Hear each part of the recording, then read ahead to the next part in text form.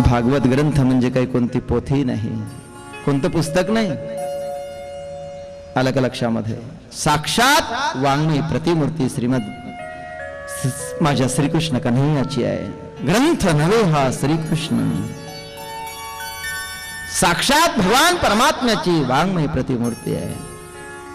अरे 7 दिवस जो भागवताच्या समोर बसेल ना, त्याचा बेडा पार होतो. पण त्याच्यासाठी त्याला समर्पित व्हा, त्याचा संबंध जोडा. माझ्या द्रौपदीनं त्या भगवंताशी संबंध जोडला, भावाचं नातं जोडलं. हा भावाचं नातं जोडलं. आणि मनुष्याच्या जीवनामध्ये संबंध हा फार मोठा आहे. संबंध आला की त्या ठिकाणी प्रेमाची अनुभूती सुरुवात होते आणि त्या ठिकाणी समर्पण भावना निर्माण होते.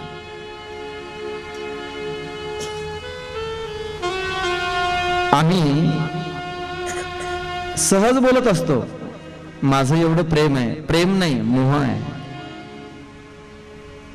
प्रेम म्हणणारा म्हणतच नाही, ज्याचं प्रेम आहे तो म्हणतच नाही. का? प्रेमाची अनुभूती, प्रेमाचं लक्षण फार वेगळं आहे. सख्खी बहीण होती भगवान कृष्णाची, सुभद्रा सख्खी बहीण. द्रौपदीकडे भगवान परमात्मा ज्या वेळेला जायचे ना, त्यावेळेला तिच्या मनात जळत राहायचं. तसही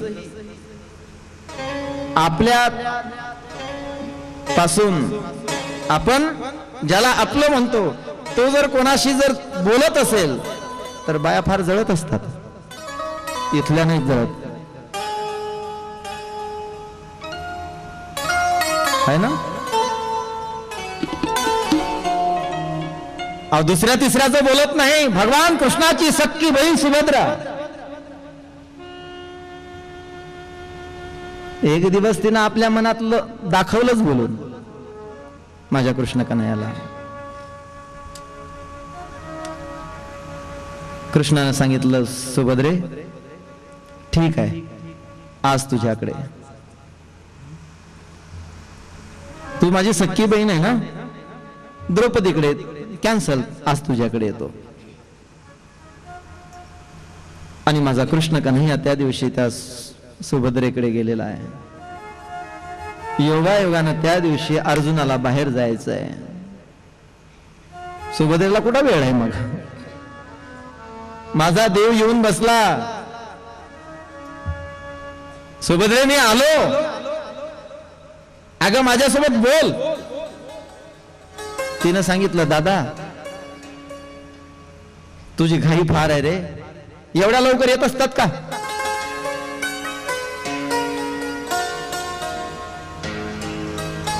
एवढ्या लवकर? अरे आमच्या घरची कामं आहेत, धंदे आहे आम्हाला. आता अर्जुनाला जायचं, तुमच्या भक्ताला जायचं आहे ना, त्यांची सगळी बरोबरी करून देते, त्याच्यासाठी डब्बा करायचा आहे, त्याच्यासाठी सगळं करायचं आहे, त्यांच्या बरोबऱ्या करून द्यायचं आहे. थांब जरासा. का रे? त्या द्रौपदी सोबत तर काम करू लागतो आणि माझ्या घरी रिकामा बसतो. ये इकडे मदत करू लाग. म्हणजे ते गेले म्हणजे आपण दोघं जण बहीण भाऊ मस्त गप्पा करत बसू. बघा, बोलत असताना भाव लक्षात घ्या. सोप्या सरळ शब्दामध्ये आपलं मी वर्णन करतो. भगवान म्हटले, सुभद्रे सांग बरं काय करू.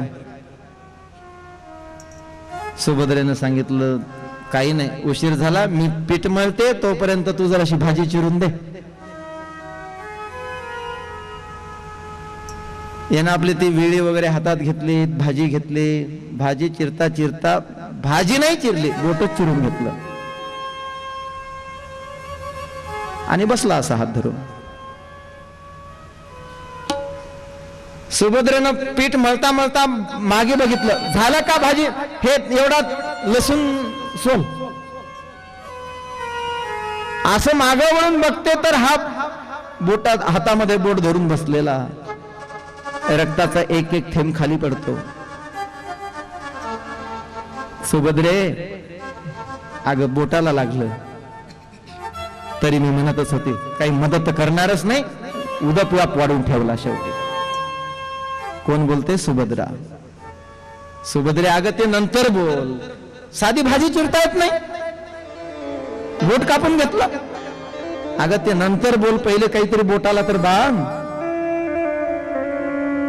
सुभद्रा घरामध्ये बोटाला बांधण्यासाठी निघाली, पण चिंधी पाहिजे ना घरामध्ये.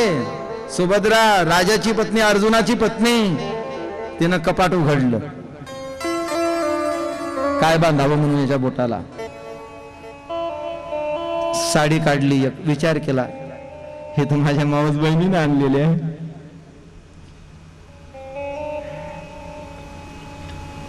तिला हात लावला, ती ठेवून दिली. दुसऱ्याला हात लावला, ही तर त्यांनी लग्नाच्या 20व्या वर्षाला भेट आणली होती. असं करता करता बराच वेळ निघून दिला. आवाज दिला, सुभद्रे अगं लवकर आ. पण सुभद्रेच्या हातातनी मात्र बांधण्यासाठी काहीतरी भेटत नव्हतं. तेवढ्यामध्ये द्रौपदी विचार करते, दररोज लवकर येतो, आज का आला नाही. कदाचित अर्जुनाला काही संकट तर पडलं नाही. बघा, ही आहे प्रेमाची आणि समर्पणाची भावना. कदाचित त्या अर्जुनाला तर संकट पडलं नसेल, तो अर्जुनाकडे तर गेला नसेल का. तिला माहिती होतं ज्या वेळेला तो जात होता फक्त तो अर्जुनाकडे जात होता, त्याच अर्थी माझ्याकडे तो अजून आला नाही. म्हणून तिनं अर्जुनाच्या घराचा रस्ता धरला द्रौपदीने. आणि द्रौपदीने त्या दरवाजामध्ये पाय टाकला आणि नजर समोर पडली तर भगवंताचा हातातनी हात दिसला. धावतच गेली. दादा काय? काय नाही ग द्रौपदी, थोडस लागलं. भरजरी शालू होता अंगावर, टारकन फाडला. आणि माझ्या द्रौपदीनं त्या भगवंताच्या हाताला ती चिंधी बांधली. आणि तेवढ्यात मग खूप जुनी असलेली साडीच्या हातात लागली. जाऊ दे, नाहीतरी आहेराची चाललेली होती, नेसायची आहे कामी नाही, पाणी गाळायला घ्यावं तर पाणी घालता येत नाही. हा आहेर. आणि मग तिनं त्या साडीचा पदर घेतला आणि येते तर तोपर्यंत द्रौपदीनं तर बांधलं ना.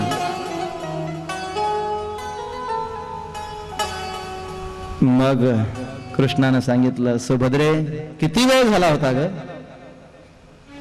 खरंच सांग सुभद्रे, द्रौपदीच्या अंगावरती शालू होता, तुझ्या अंगावरती काहीच नाही का ग? का जातो द्रौपदीकडे? याचं उत्तर भगवंताने दिलं. का तर पूर्णता समर्पण आहे. पूर्ण समर्पण याला म्हणतात. कोणत्याही गोष्टीचा विचार न करता त्याच्या संबंधी केलेली क्रिया, याचं नाव समर्पण आहे. पण आम्ही आमचा संसार राखून भगवंताचं नामस्मरण करतो. ही समर्पण भावना नाही, ही स्वार्थी भावना आहे. आणि मला सांगा, एखाद्या पुरुषाला, एखाद्या जीवाला आपल्याला सोमवरच दाखवता येईल, पण त्याला तर अंतरीची घेतो गोडी, पाहे जोडी भावाची. तो अंतरीची गोडी घेतो, तो भावाची जोडी पाहतो, तो अंतकरणाचा ठाव पाहतो. आणि त्याच दिवशी माझ्या भगवंतानी संकल्प केला, द्रौपदी आज माझ्या बोटाला बांधत असताना तू कोणताही विचार केला नाही. एवढा भरजरी शाल तुझ्या अंगावरचा तू फाडला, तर हा कृष्णही संकल्प करेल, ज्या वेळेला तुला गरज पडेल, या चिंधीमध्ये जेवढे धागे असतील तेवढे वस्त्र मी तुला देईल. अरे एक चिंधी दिली तर तो माझा भगवान परमात्मा, अरे वस्त्राचा अवतार धारण होऊन त्या द्रौपदी जवळ आला. तो काय देतो, तो काय करतो, दैवा काय करवते. सुतजी महाराज शौनक ऋषींना सांगतात की ऋषी हो,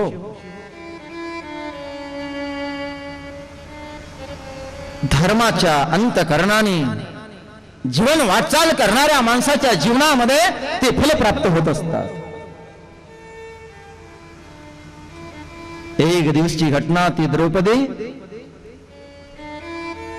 गंगेवरती आपल्या घरातली कपडे धुत होती. खालच्या दिशेला दुर्वास ऋषी स्नान करत होते. त्या गंगेमध्ये उभं राहून आर्घ्य देत असताना दुर्वास ऋषीच्या अंगावरची लंगोटी पाण्याच्या प्रवाहानं निघून गेली.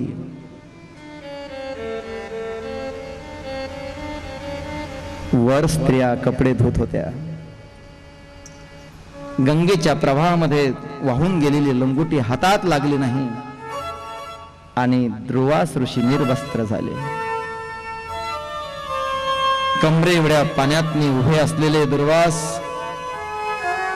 तसेच उभे आहेत. द्रौपदीचं कपडे धुता धुता लक्ष गेलं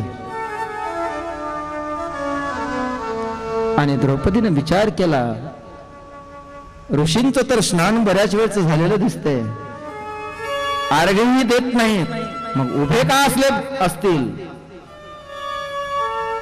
द्रौपदीच्या लक्षात आलं. द्रौपदीनं आपल्या हातातलं वस्त्र त्या पाण्यामध्ये प्रवाहित केलं आणि ते वस्त्र प्रवाहित झालेलं ते दुर्वास ऋषीपर्यंत पोहोचलं आणि दुर्वास ऋषीने ते वस्त्र घेतलं, त्याची लंगोटी केली आणि आशीर्वाद दिला, पोरी आज माझी तू लाज राखली, भगवान परमात्मा तुझी लाज राखल्याशिवाय राहणार नाही. त्या दिवशी हा आशीर्वाद प्राप्त झाला साधूचा. हा आशीर्वाद प्राप्त झाला आणि हे जीवनामधलं केलेलं सत्कर्म, हे केलेलं कर्म आता त्या द्रौपदीच्या कामी एक दिवस आलं. तिचा विश्वास, समर्पणाची भावना होती आणि संबंधही जोडलेला होता.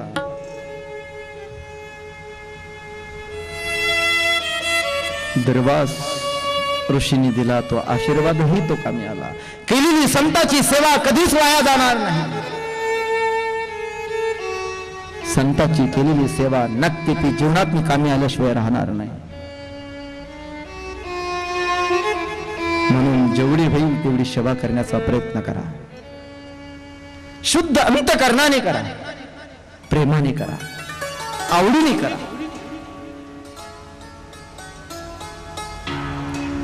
आणि धर्मराजा जुगारामध्ये सर्वस्व हारला आणि द्रौपदीलाही डावावरती दिलं. डावावर दिलं. द्रौपदी हारली. परिणाम,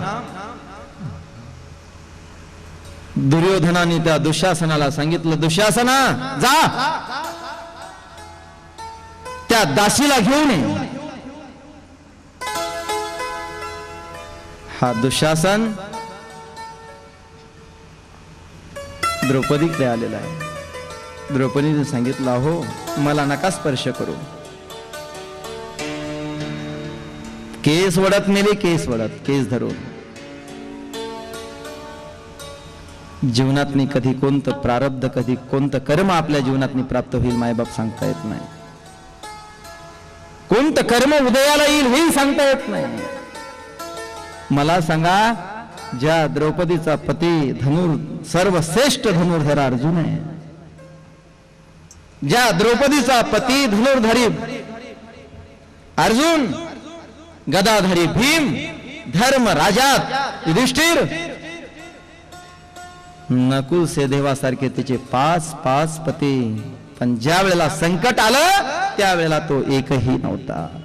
आली ती त्या सभेमध्ये, तिने विचार केला, नाही माझं कोणी काही करू शकणार का. ज्या ठिकाणी द्रोणाचार्यासारखे, भीष्माचार्यासारखे आहेत,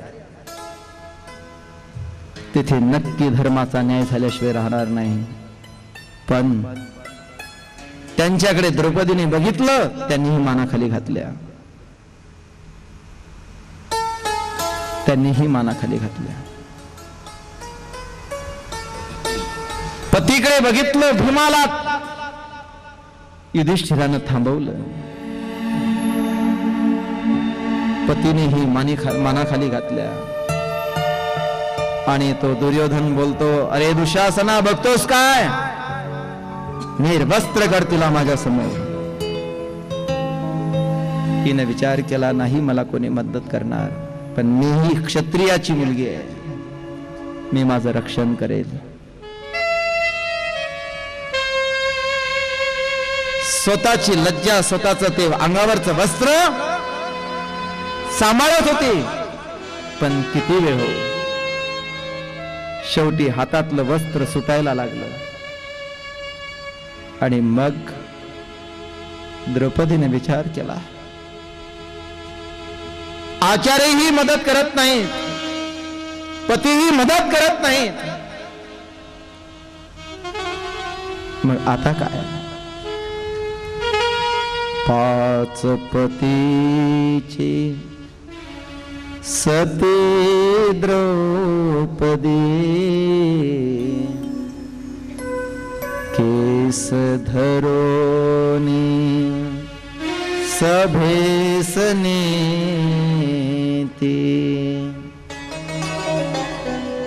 संकट काळे एकही नवती, दैव असे वेगळे मानवा, दैव कुणाला कळे, मानवा दैव कुणाला कळे, मानवा दैव कुणाला कळे, मानवा दैव कुणाला कळे, मानवा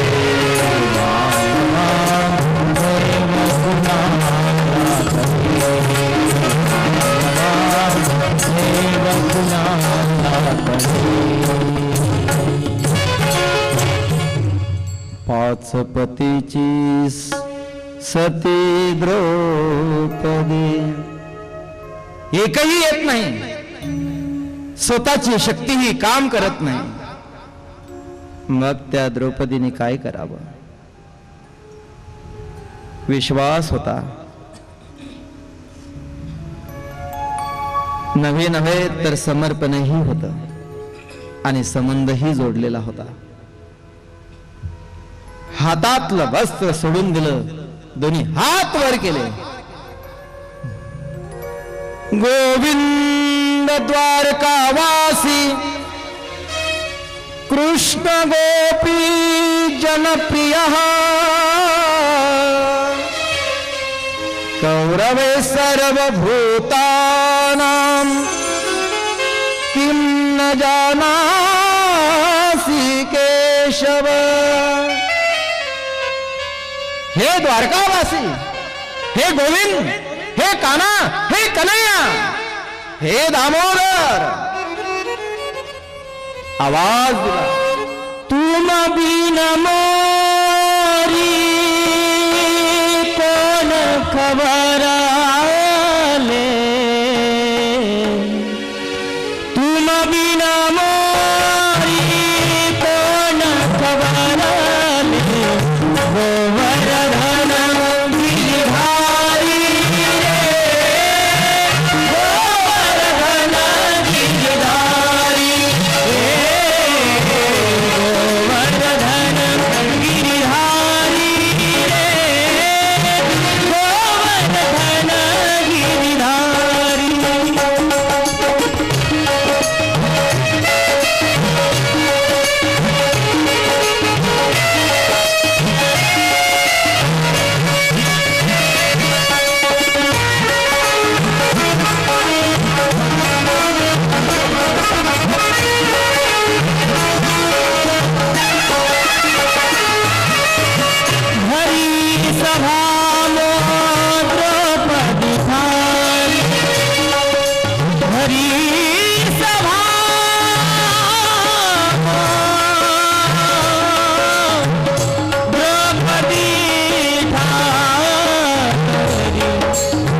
कन्हैया, हे द्वारकाधीशा, आता तुझ्याशिवाय कोण? तू तुझी बकवून सहारा. अरे तुझ्याशिवाय या जगात आता सहारा कोणाचा? हरी सभा द्रौपदी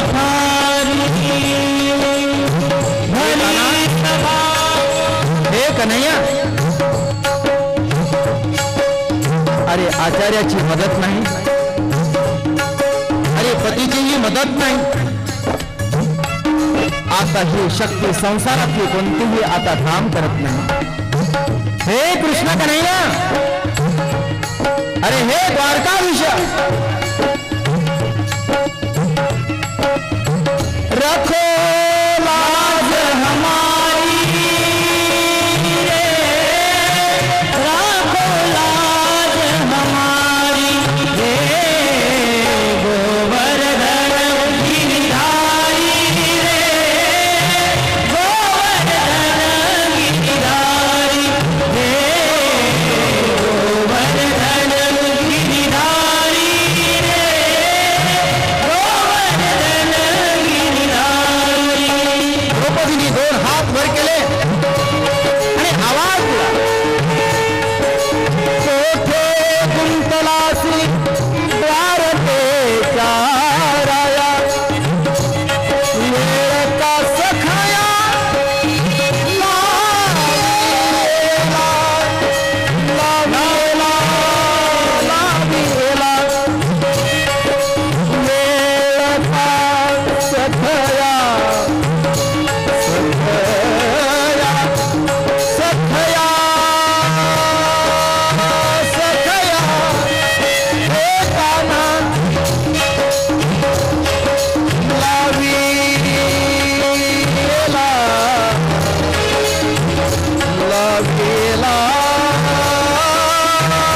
लावीला, मेळ का सखया लावीला, मेळ का सखया लावीला, कृपया बंधू म्हणे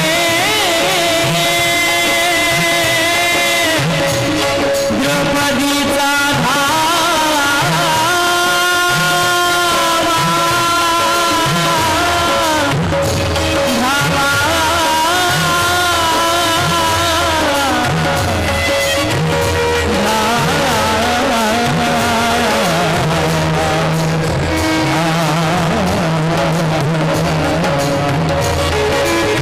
कृपया बंधू म्हणे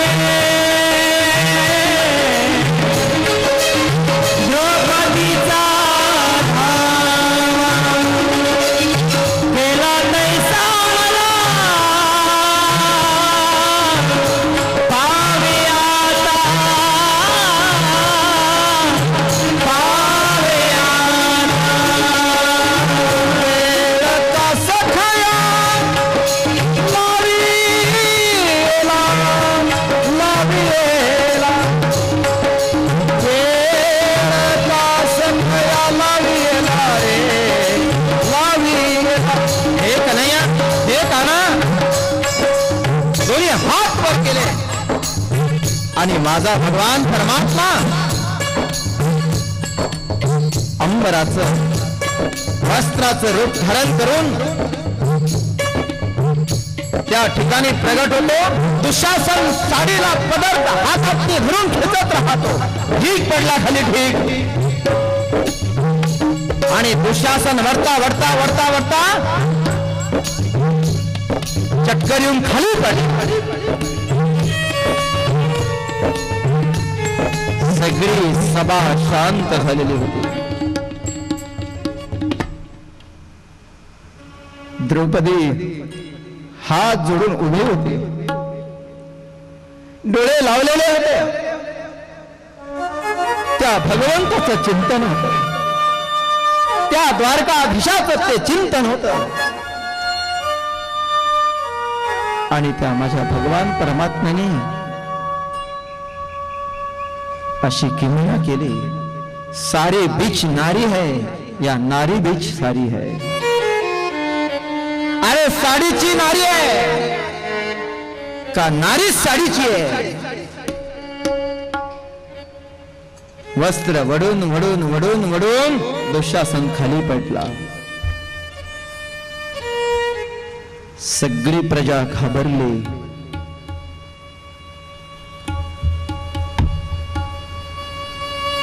पण दुर्योधन धावत धावत गेला. एकाने विचारलं, कशासाठी गेला? क्षमा मागण्यासाठी का? नाही नाही, त्यानं ती साडी बघितली आणि त्यानं विचार केला, अशा साड्या अजून मार्केटमध्ये कुठेच आल्या नाहीत. पंढरपूरमध्ये आहे का नाही मला माहित नाही.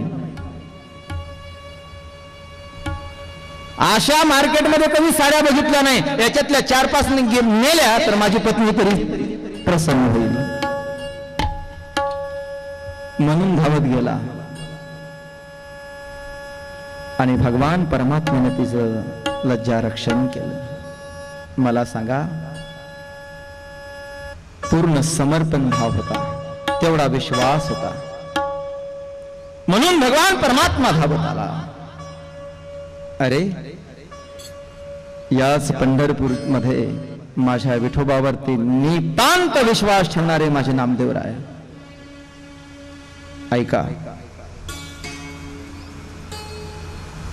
असा एकही भक्त नसेल की नामदेवासाठी भगवान परमात्मा प्रगट जेवढे वेळ झाले तेवढा भगवान परमात्मा एकाही भक्तासाठी मला नाही वाटत प्रगट झाले असतील. एवढं एक रूप असलेलं नामदेवाचं आणि विठोबाचं, ज्या वेळेला माझी माऊली ज्ञानोबाराय देवाकडे आले आणि देवाकडे आल्यानंतर मागणी केली, देवा तीर्थयात्रा करायची आहे, सोबत नामदेवाला द्या.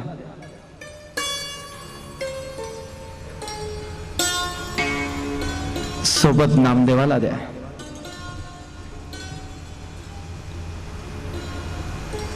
देवाच्या डोळ्यामध्ये अश्रू आले. परंतु नाही म्हणता येत नाही का? मागणी माऊलीची आहे.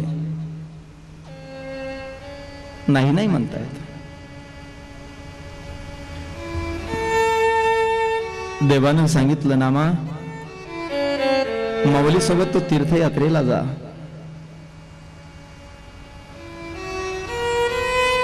नामदेवानं सांगितलं, देवा तुम्ही काय सांगितलं होतं त्या दिवशी मला? अरे कोणी जरी मागितलं तरी मी तुला माझ्यापासून दूर नेणार नाही म्हणून, देणार नाही म्हणून, आणि आज मला तीर्थयात्रेला जाण्यासाठी सांगतो. देवानं सांगितलं, नाम्या तुझं म्हणणं खरं आहे रे, पण मागण्यासाठी कोण आलं याच्यावर अवलंबून आहे ना. नवीनच मुलाचं लग्न झालं, घरातनी सून आली आणि घरातल्या सगळ्या माणसांनी ठरवलं, यावेळेला आपल्या सुनबाईला ना दीपोळी पाठवायचंच नाही, पाठवायचंच नाही. आणि तिनं घरातनी ते सगळं ऐकलं. पण योगाने तिचा मामा परदेशामध्ये राहत होता आणि त्याला असं वाटलं आपल्या भाचीला भेटावं आणि दीपावलीसाठी 2 दिवस आपल्या घरी घेऊन यावं, म्हणून इकडे घेण्यासाठी आले. आणि मग सहज भेट झाली, सगळं झालं, यांना आनंद झाला. एवढा मोठा माणूस परदेशातून आपल्या घरी आला, आदर सत्कार झाला. आणि सगळं झाल्यानंतर एक शब्द वापरला, मला असं वाटतं आमच्या भाचीला न्यावं 2 दिवसासाठी. आम्ही कुठे नाही म्हटलो, घेऊन जा ना. लगेच तिनं तयारी केली, बॅग भरली आणि निघून गेली. तेवढ्यामध्ये संध्याकाळी हे घरी आला आणि त्याने विचारलं, ती कुठं आहे? ती म्हणे गेली माहेराला. तुम्ही सगळ्यांनी ठरवलं होतं ना सगळ्यांनी मिळून पाठवायचं नाही म्हणून? अरे हो, पाठवायचं नाही बरोबर आहे, पण घेण्यासाठी कोण आला आता नाही म्हणता येत नाही. नामा तसं घेण्यासाठी कोण आलं? माझी माऊली आली ना. मला नाही म्हणता येत, पण नामदेवानं सांगितलं देवा तीर्थयात्रेला जातो, पण एक लक्षात ठेव, माझी एक अट आहे. काय?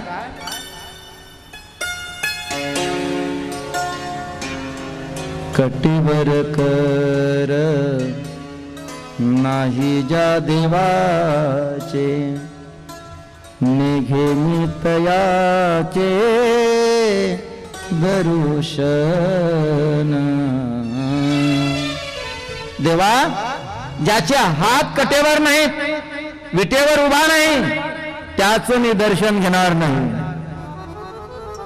देव म्हटले सगळं मान्य आहे, फक्त जा. आणि नामदेव महाराज पंढरपूरवरून सोबत निघाले. तीर्थयात्रा चालू आहे. यात्रा करता करता करता करता दिल्ली पर्यंत यात्रा गेली. कीर्तन नामदेव महाराजांचं व्हायचं प्रत्येक ठिकाणी. आणि नामदेव महाराजांच्या त्या कीर्तनामध्ये सगळी दिल्ली पागल झाली. दिल्ली. आणि त्यावेळेला राज्य होतं बादशाहचं. ही बातमी बादशाहच्या कानावरती गेली. कोई विठलनाथ का भक्त नामदेव आया है, कोई जादू टोना जानता है, सभी जनता पागल की है. सच्चा भक्त है या झूठा देखना तो चाहिए, परीक्षा तो लेना चाहिए. आणि म्हणून तो बादशाह स्वतःच बघण्यासाठी त्या कीर्तनाकडे यायला लागला. पण जवळ हातातनी गाय घेतली आणि गाय घेऊन कीर्तनामध्ये प्रवेश त्या बादशहाने केला. जनता घाबरली. घाबरली जनता. ठेव, कौन नामदेव है?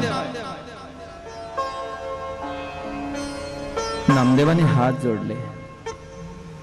लोग इस शरीर से ही नामदेव कहते हैं. आप नामदेव हो, विठलनाथ जी के भक्त हो, ऐसे लोग कहते हैं. भक्त फार लिंता घेत असतात. बादशाहाने सांगितलं, विठ्ठलाचा भक्त आहे, साक्षात्कार आहे म्हणे तुला विठ्ठलाचा. देव तुझ्यासाठी प्रगट होतो म्हणते. अरे हा जादूटोना माझ्या दिल्लीच्या समाजावरती चालवू नको.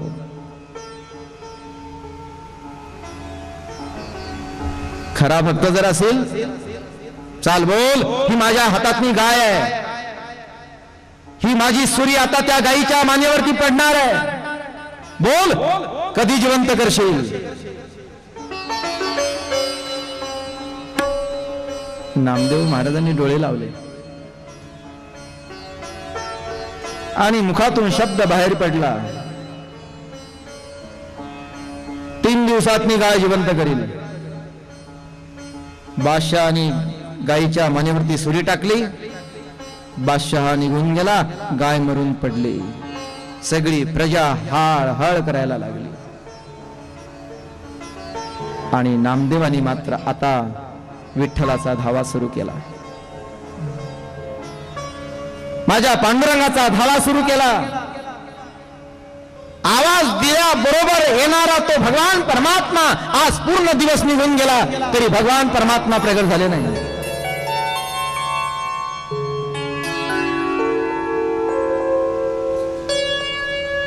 दुसऱ्या दिवसाला सुरुवात झाली. सगळी प्रजा त्या ठिकाणी येत होती, बघत होती काय घडते. दुसराही दिवस पूर्ण त्या चिंतनामध्ये गेला, परंतु गाय मात्र उठली नाही. भगवान प्रगट झाले नाही. तिसऱ्या दिवसाला आरंभ झाला. तिसराही दिवस मात्र आता समाप्त होण्याची वेळ आली. तिसराही दिवस आता सांगतेकडे निघाला आणि ठरलेल्या प्रमाणे बादशाह आपली सुरी घेऊन मात्र त्या ठिकाणी येतोय. सगळी प्रजा आहे, काय घडते काय नाही, सगळी चिंता तूर आहे. नामदेवानी डोळे लावलेले. 3 दिवसापासून त्या माझ्या पांडुरंगाचं विठ्ठलाचं चिंतन सुरू आहे. बरं का, विठ्ठलाचं चिंतन सुरू आहे. 5 मिनिट राहिले. आता 5 मिनिट राहिले.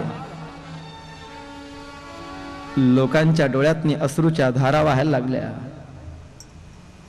भक्तांच्या सज्जनाच्या पायाखालची माती सरकायला लागली. आता काय घडणार? 3 दिवस झाले अजून घडलं नाही. आता कसं घडेल? 3 दिवस झाले, 5 अवघा काही कालावधी राहिला, बस संपणार.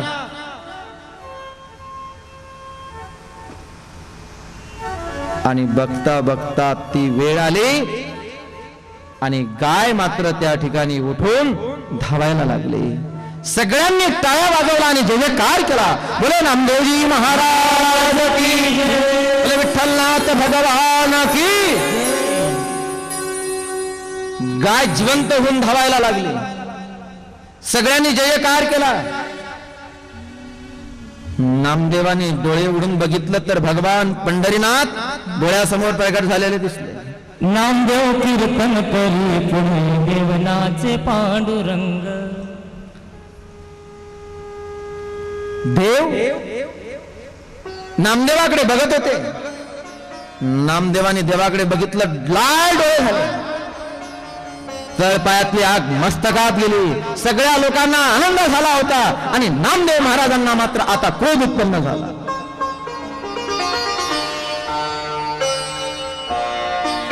नामदेव महाराज देवाला बोलायला लागले, का आला आता? कशा करता आला? कोणी बोलवलं तुला? अरे 3 दिवस झाले तुझा धावा करत होतो, नाही त्या वेळेला येतो, आवाज दिला की येतो. आज 3 दिवस झाले. अरे 2 मिनिटं जर आला नसता तर काय झालं असतं या नामदेवाचं? देव हसत होते, नामदेव महाराज बोलत होते. देवाचं हसणं बघून नामदेव महाराज पुन्हा चिडायचे, पुन्हा बोलायचे. आणि बोलून बोलून एखादा माणूस जर रागावून बोलत असेल ना, बोलू द्या त्याला, ऐकत राहा, काय फरक नाही पडत. काय होतं? बोलू द्या. बोलून बोलून थांबेल आणि एक वेळ तो पारा जरासा कमी झाला की मग तो शांत बसेल. पण एवढी सहनशीलता कोणाकडे आहे? ऐकून जाओ, तुम्हाला माहित नाही महाराज, माझ्या देवाने ती सहनशीलता दाखवली. नामदेव थोडेसे शांत झाले आणि सांगितलं, नामदेवा रागावला का रे? नामदेव महाराज बोलायला तयार नाहीत. देव जवळ गेले नामदेवाच्या, अंगाला स्पर्श केला नामदेवाने, तोही झिडकारून दाखवला. नामदेवा अरे का रागावला? काही चुकलं माझं? आणि मग नामदेव महाराज बोलायला लागले, काय चुकलं? 3 दिवसापासून तुझा दावा करत होतो, 3 दिवसापासून तुला आवाज देत होतो.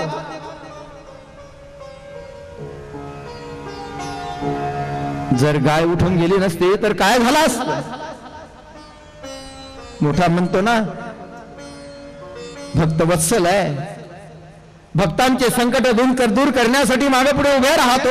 अरे 3 दिवस झाले तुझा धावा करतो, का आला नाही? देव म्हटले, नामदेवा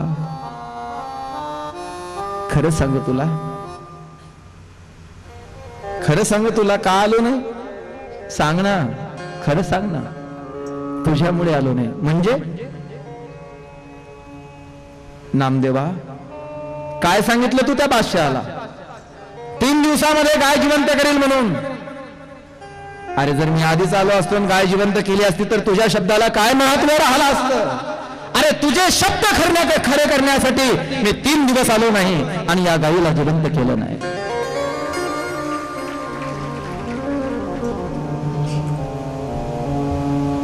अरे पण 3 दिवसासाठी एवढा वेळ लावल्यापेक्षा, एवढं चिंता करायला लावल्यापेक्षा तू जर आधी आला असता तर, अरे नामदेवा अरे आधी काय, तू फक्त म्हणायला पाहिजे होतं बादशाला, अरे जिवंत काय, गाय मरूच देणार नाही. तर हा भगवान परमात्मा तुझी गाय मरू देत होता का? चाल बोल. परंतु तुझा विश्वास कमी पडला. तुला असं वाटलं काय करा, एका दिवसात जर नाही झालं तर गाय जिवंत, 2 दिवसात नाही झाली तर काय करावं, म्हणून तू 3 दिवस सांगितले, म्हणून 3 दिवसांनी यावं लागलं. आमच्या अंतकरणातला विश्वास जेवढा लांबेल, जेवढा कमी होईल, तेवढा भगवान परमात्मा आमच्या जवळ उशीर राहील. विश्वास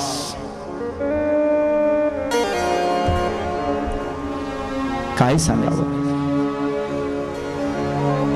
अरे ज्यानं तो विश्वास ठेवला, ज्यानं ती समर्पणाची भावना ठेवली, ज्याने संबंध जोडला, तो देव त्या भक्ताचं काय करत नाही. अरे या पंढरपूर धाम मध्ये माझ्या जनाबाईच्या डोक्यातल्या उवा मारल्या त्यानं.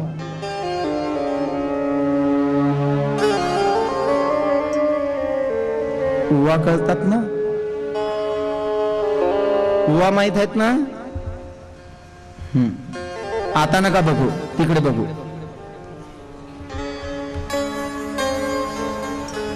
नाही, कदाचित मला कळलं नसेल म्हणून त्यांनी डोक्याला हात लावला असेल. इथे असतात.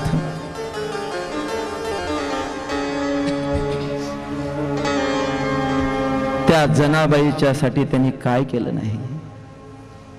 अरे गौऱ्यासाठी भांडणं झाली. साधूने विचारलं, जने तुझ्या गौऱ्या कशावरून? त्या जनाबाईने सांगितलं, महाराज माझी गौरी ती आहे ज्या गौरीमधून विठ्ठल विठ्ठल निघेल, ती गौरी ही जनीची आहे. महात्म्याने ती गौरी उचलावी, विठ्ठल विठ्ठल हा शब्द ऐकायला यावा, ती जनाबाईकडे टाकावी. अरे जिचा स्पर्श झाल्यानंतर त्या जडामधून, त्या गौरीमधून विठ्ठल विठ्ठल निघते.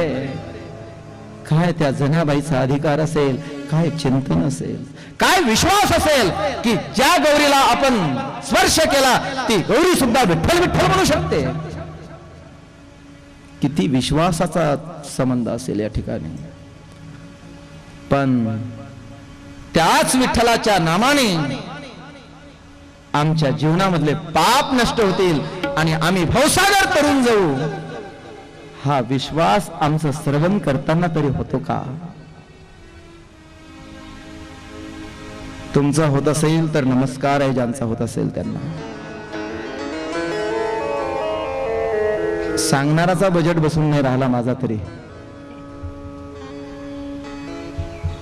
का? सर्व साधनाचे सार तुका म्हणे उतरी पार. सर्व साधनाचं सार आहे विठ्ठल विठ्ठल मंत्र सोपा, करी पापा निर्मूळ. हा मंत्र एवढा सोपा आहे आणि या मंत्रामध्ये एवढी ताकद आहे, या चिंतनामध्ये एवढी ताकद आहे की तो भगवान परमात्मा धावत येतो त्याच्या नामासाठी.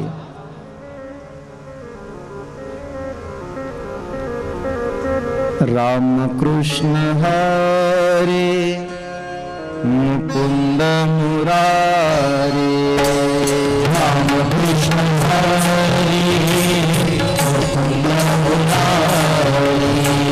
राम कृष्ण हरे मुकुंद मुरारे. राम कृष्ण हरे मुकुंद मुरारे.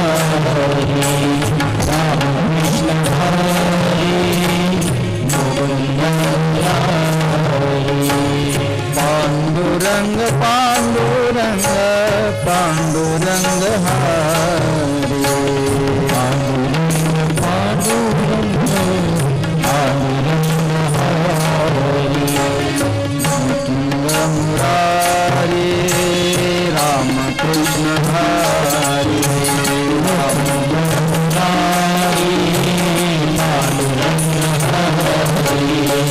पांडुरंग पांडुरंग पांडुरंग हरे. पांडुरंग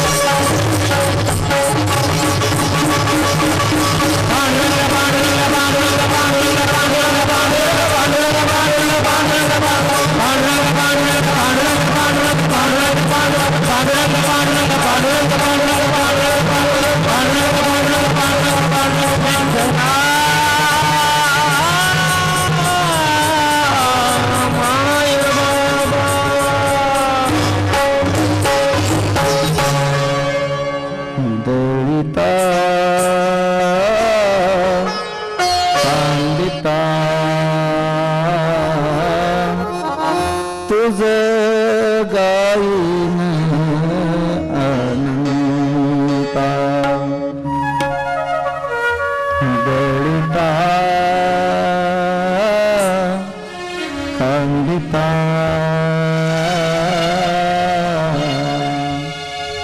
तुझ गायीन अनंता तुझ गायीन अनंता तुझ गायीन अनंता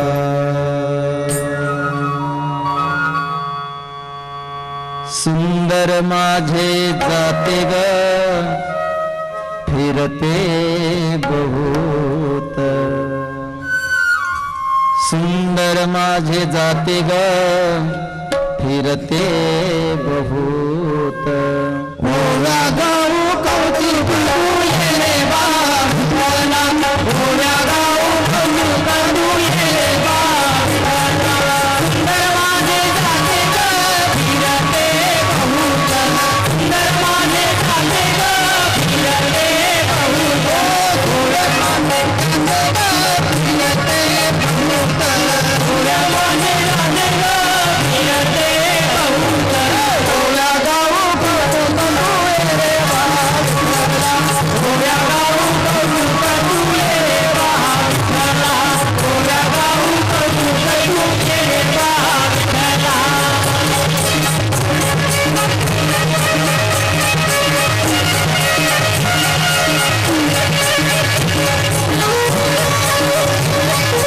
हरी बोल शिवगोने खुंटे ग प्रपंचाचे नेते ग शिवगोने खुंटे ग प्रपंचाचे नेते ग शिवगोने खुंटे ग प्रपंचाचे नेते ग